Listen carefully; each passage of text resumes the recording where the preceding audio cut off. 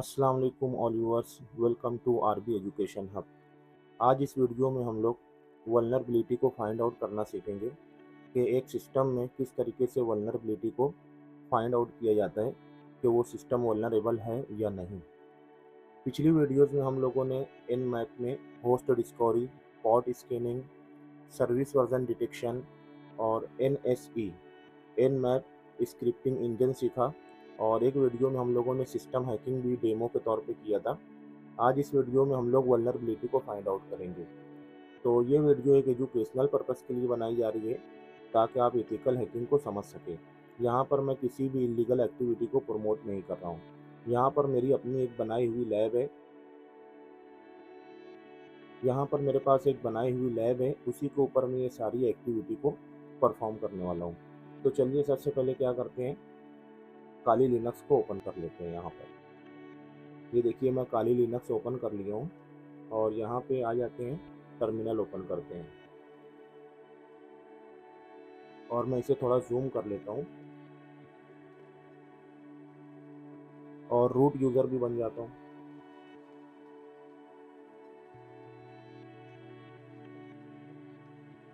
Password डाल देता हूँ काली।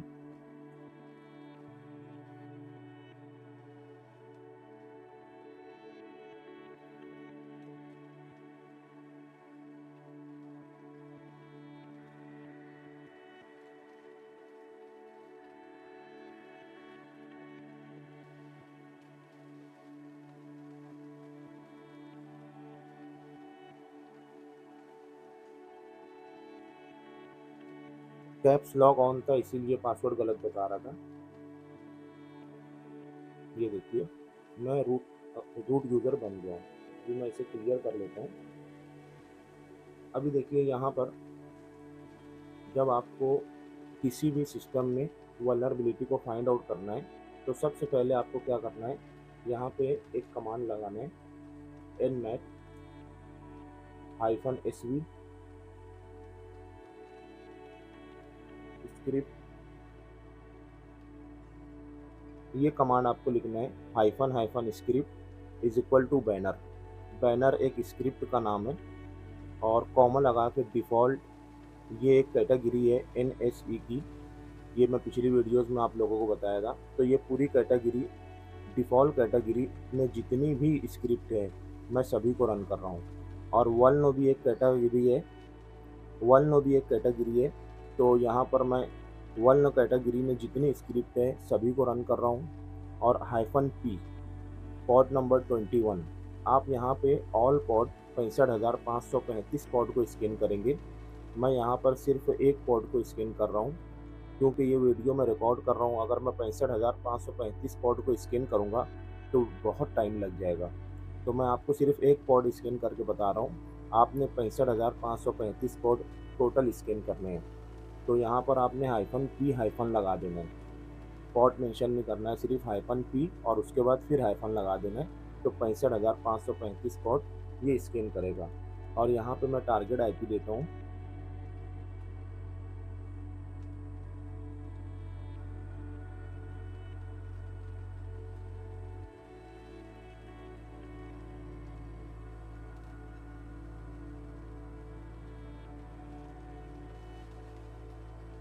ये टारगेट आईपी है और -on से मैं इसे एक फाइल में सेव कर रहा हूँ और उस फाइल का नाम मैं रख देता हूँ test3.txt इस तरीके से। और यहाँ पे मैं एंटर कर देता हूँ।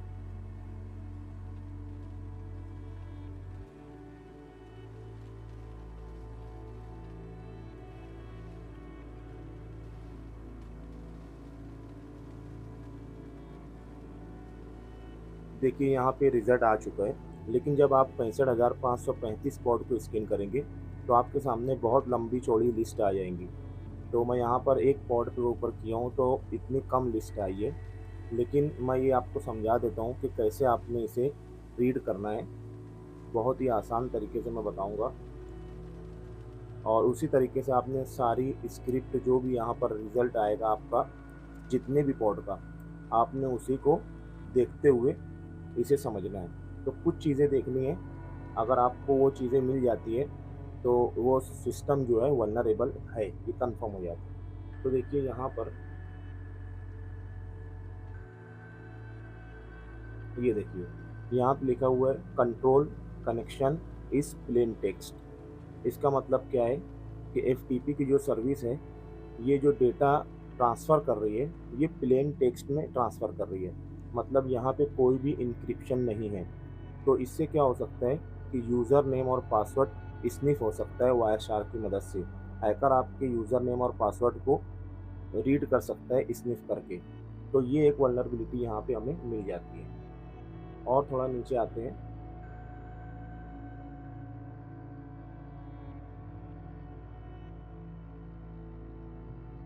देखिए जो हमारी स्क्रिप्ट है, ये बता रही है कि ये सिस्टम जो है ये वल्नरेबल है। मतलब ये जो सर्विस है एफटीपी की पोर्ट 21 पर जो चल रही है, ये वल्नरेबल है और एक्सप्लॉइटेबल है।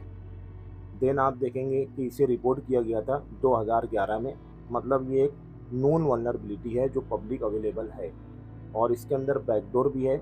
मतलब क्या है कि पेलोड जो है वो सेट किया जा सकता है रिमोटली।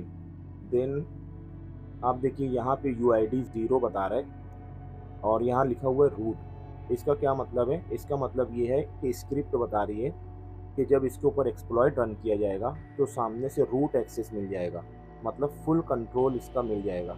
तो ये एक बड़ी वल्नरेबिलिटी हमें मिली है। और देखते हैं और क्या मिला है।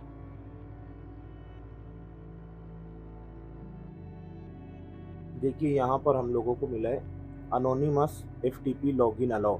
इसका क्या मतलब है कि एफटीपी की जो सर्विस है ये अनोनिमस लॉगिन को अलाउ करता है। मतलब क्या है कि यूज़र बिना अकाउंट के यहाँ पे लॉगिन कर सकते हैं। और यहाँ पे कोड लिखा हुआ है 230, मतलब कि ये लॉग्ड इन का कोड है।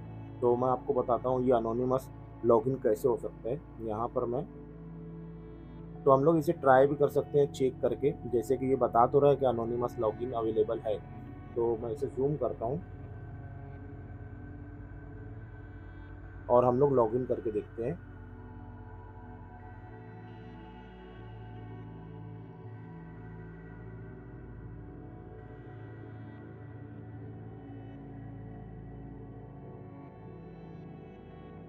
मैं लॉगिन करके देखता हूँ। यहाँ पर देखिए हम लोग कुछ भी लिख देते हैं क्योंकि हमें तो आईडी पासवर्ड पता नहीं है। तो मैं यहाँ लिख देता हूँ अनोनिमस ही लिख देता हूँ, यूज़र नेम में एंटर करता हूँ। अब देखिए हम लोगों से पासवर्ड पूछ रहे हैं, मैं पासवर्ड इसी बिलिंग छोड़ देता हूँ, देन एंटर करता हूँ। तो देखिए हम लोगों को एफटीपी का जो है सेल मिल चुका है। मतलब कि वो बराबर हम लोगों को बता रहा था कि अनोनिमस अलाउ करता है। तो देखिए मैं यहाँ पर एक्सेस ले चुका हूँ, ये देखिए। अब मैं एफटीपी की मदद से कोई भी कमांड चलाकर डाउनलोड कर सकता हूँ, फाइल ट्रांसफ़र कर सकता हूँ। तो बिल्कुल ये जो हम लोगों को बता रहा था कि अनोनिमस अलाउ करता है, तो बिल्कुल ये सही बता रहा था। क्योंकि मैं इसे चेक करना ज़रूरी होता है, क्रॉस चेक, क्योंकि बाद मर्तबा ये गलत इन्फॉर्मेशन भी दे देता है। तो हम लोगों ने देखा, दूसरी चीज़ इसने हमें क्या बताया कि इसका जो सीवी है ये अवेलेबल है और इसका बैकडोर भी है। तो इसे भी हम लोग चेक कर लेते हैं। यहाँ पर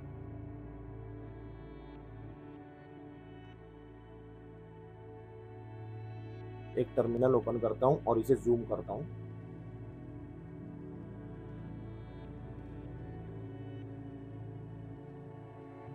अब इसे कंफर्म करने के लिए कि जो सीवी है वो अवेलेबल है या नहीं डेटाबेस में, तो यहाँ पे मैं लिखता हूँ सर्च एक्सप्लॉइट। यहाँ लिखता हूँ मैं सर्च एक्सप्लॉइट, और जो सर्विस है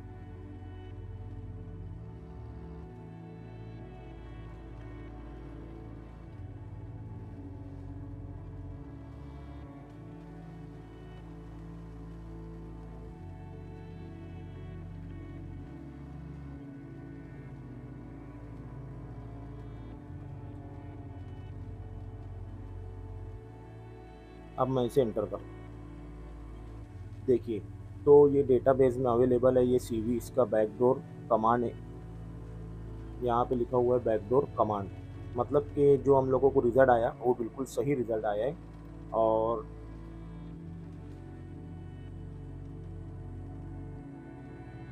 अभी देखिए ये हम लोगों को जो बताया बिल्कुल सही हम लोगों को रिज़ल्ट मिल रहा है इसका। ये क्रॉस चेक करना ज़रूरी होता है। तो अब हम लोग क्या करते हैं, देखते हैं क्या एग्ज़ीक्यूट करने से हमें रूट एक्सेस मिलता है, जैसा कि ये हम लोगों को बता रहा है कि अगर इसके ऊपर जैसे कि हम लोगों को बता रहे हैं कि एक्सप्लॉइट किया गया अगर इसके ऊपर, तो इसका रूट एक्सेस भी मिल सकता है। तो चलिए वो भी हम लोग देख लेते हैं। तो मुझे यहाँ पर क्या करना पड़ेगा, मेटा एक्सप्लॉइट को रन करना पड़ेगा। तो मैं यहाँ लिखता हूँ MSF कंसोल। तो मैं मेटा एक्सप्लॉइट को रन कर रहा हूँ और उसके बाद हम लोग चेक करेंगे। मेटा एक्सप्लॉइट को रन करने के बाद हम लोग चेक करेंगे कि क्या मैं एक्सप्लॉइट रन करूँगा तो इसका सेल मुझे मिलेगा, रूट एक्सेस मिलेगा या नहीं मिलेगा।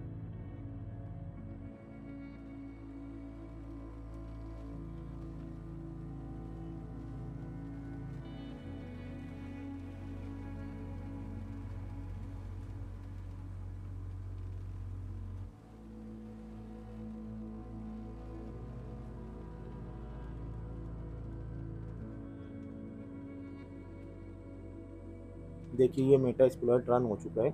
अब मैं यहाँ पे एक मरतबा फिर से सर्च करता हूँ।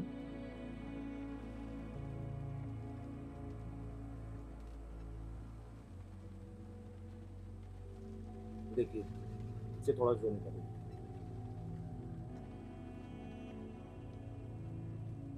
ये देखिए, तो यहाँ पर हम लोगों को बता रहा है कि इसका जो एक्सप्लॉइट है वो अवेलेबल है और बैकडोर है, सीवी है। और ये जो चेक है ये बता रहा है नो, नो बता रहा है। अगर ये यस बताता तो हम इसे पहले चेक करते बाद में एक्सप्लॉइट करते थे, लेकिन यहाँ पर ये नो बता रहा है, मतलब डायरेक्ट ये एक्सप्लॉइट करेगा। तो इसकी इन्फो भी ले लेते हैं कि हमें क्या क्या इसके अंदर करना पड़ेगा और सारी डिटेल हमें मिल जाती है। तो मैं यहाँ लिखता हूँ इन्फो। ज़ीरो जो है तो मैं इसका जो नंबर है इसलिए मैं यहाँ ज़ीरो लिख रहा हूँ, मुझे इन्फो चाहिए इसकी, देन एंटर। तो देखिए यहाँ पे हम लोगों को इसकी इन्फॉर्मेशन मिल रही है कि हमें जो है तो इसका आर होस्ट जो है ये सेट करना पड़ेगा, क्योंकि इसकी रिक्वायर है, यहाँ लिखा हुआ है इसकी रिक्वायर है और यहाँ पे ये ब्लैंक है। तो हमें आर होस्ट जो है सेट करना पड़ेगा, मतलब जो टारगेट आईपी है वो यहाँ हमें सेट करना पड़ेगा। पोर्ट यहाँ पे बाय डिफ़ॉल्ट 21 सेट है जो चाहिए भी, और कोई ऐसी चीज़ नहीं है जो हमें सेट करना है। तो अभी हम लोग इसको यूज़ करते हैं। तो मैं यहाँ पे लिखता हूँ यूज़ और उसका नंबर था ज़ीरो, तो मैं ज़ीरो लिख देता हूँ। तो देखिए ये इसको यूज़ कर लिया है। अब हम लोग यहाँ पे सेट करते हैं। मैं लिखता हूँ सेट आर होस्ट और जो टारगेट आईपी है वो डाल देते हैं।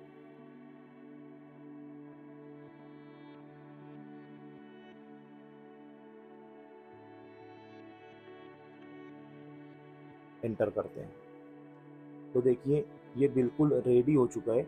अब मैं यहाँ पर सिर्फ एक्सप्लॉइट करता हूँ और एंटर करता हूँ।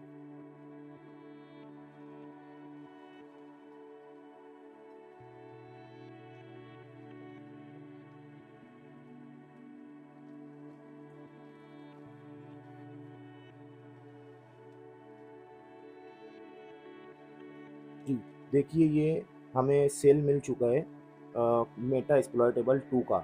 मतलब जो हम लोगों ने वल्नरेबिलिटी फाइंड आउट किया था वो बिल्कुल सही से वर्क की है और मेटा एक्सप्लॉइटेबल 2 हैक हो चुका है। आप देख सकते हैं मैंने लिखा हु एम आई, तो मुझे रूट सेल मिल चुका है। मतलब अब पूरे तरीके से मेटा एक्सप्लॉइटेबल मैं हैक कर चुका हूँ। तो इस तरीके से आप वल्नरेबिलिटी को फाइंड आउट करना है, और जो मैं 3-4 चीज़ें आपको बताया हूँ आपने देखना है। वो सारी चीज़ें अगर आपको मिलती है तो मतलब वो सिस्टम जो है वो वल्नरेबल है। और वल्नरेबिलिटी कंफर्म करने के बाद आप उसे इस तरीके से हैक करके क्रॉस चेक भी कर सकते हैं। तो इस वीडियो में इतना ही, फिर मिलेंगे। अल्लाह हाफिज़।